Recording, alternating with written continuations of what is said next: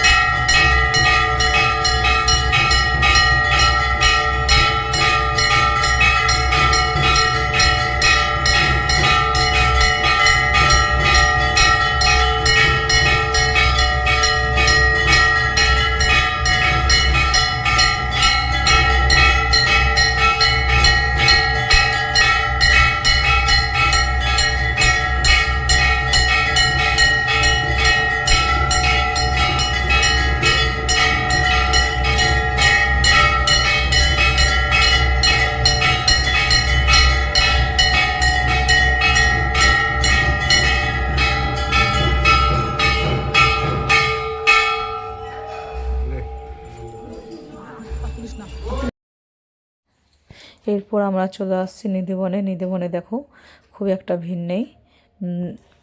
নিদেবন থেকে দোকানে কিছুক্ষণ বসবো, দিয়ে বসার পরে আমরা চলে যাব গোপেশ্বর মহাদেব। গোপেশ্বর মহাদেবের দর্শন করব।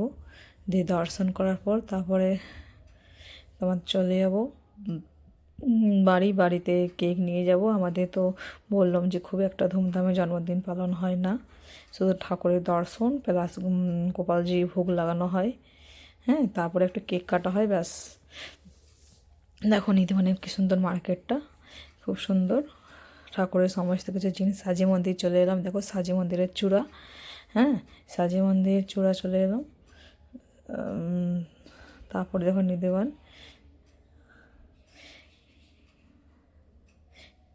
নিদেবনে এদিকে ডান সাইডে রাধারামনজি আছে। হ্যাঁ, দোকানে পৌঁছে গেলাম। দোকান থেকে পরে যাব তোমাদের গোপেশ্বর মহাদেব। দেখো, দোকানে চলে এসেছি। দোকানের সাইডে একটু হালকা হালকা ভিড় আছে। আমাদের যদি কারোর কপি টেস্ট ভালো লাগে তোমরা অনলাইন অফলাইন সব কিছু অ্যাভেলেবেল বুক করতে পারো। এরপর আমরা চলে যাচ্ছি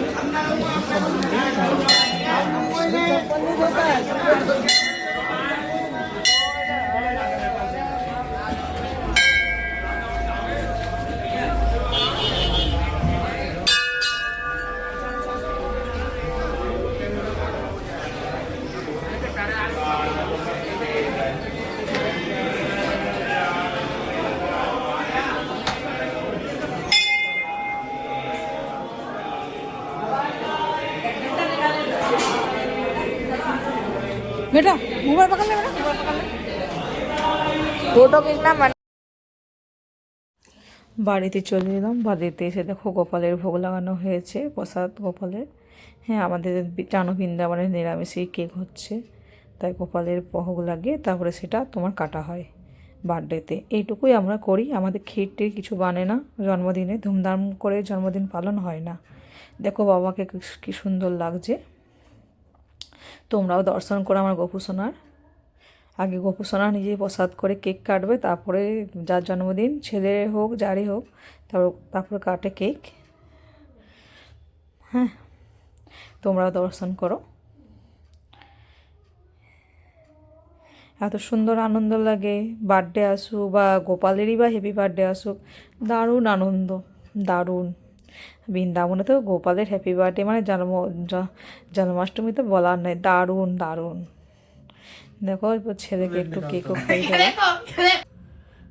কেক কাটছে ছেলে, গোপালে ভোগ লাগানো হয়ে গেছে, দিয়ে ছেলে কেক কাটছে।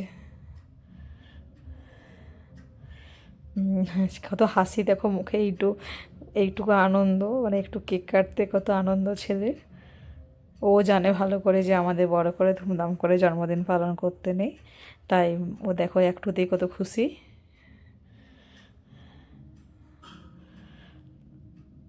দেখো কি সুন্দর আনন্দ ছেলের, দারুণ আনন্দ, দারুণ। তোমরা সবাই আশীর্বাদ করো যেন ছেলে অনেক বড় হয়, অনেক অনেক জীবনে নিজের লাইফে ক্যারিয়ারে অনেক কিছু করতে পারে, আর যেন ভগবানের সেবা পুজো ভক্তির লাইনে যায়। সবাইকে কেক খাইয়ে দিচ্ছি। রাধে রাধে। সবাই ছেলেকে আশীর্বাদ করো। জয় শ্রী বৃন্দাবন ধাম। এর মধ্যে আমি একটু ছেলেকে কেক খাইয়ে দিলাম। দেখো ও নিজে, ওর ভাই তো পুরো মজা করছে ওর সাথে। রাধে রাধে। সকলে তোমরা ভালো থাকো। কোথা থেকে ভিডিও দেখছো কমেন্টে জানিও। আমাদের বৃন্দাবনের জন্মদিন এইরকমই। রাধে রাধে। সবাই ভালো থাকবে।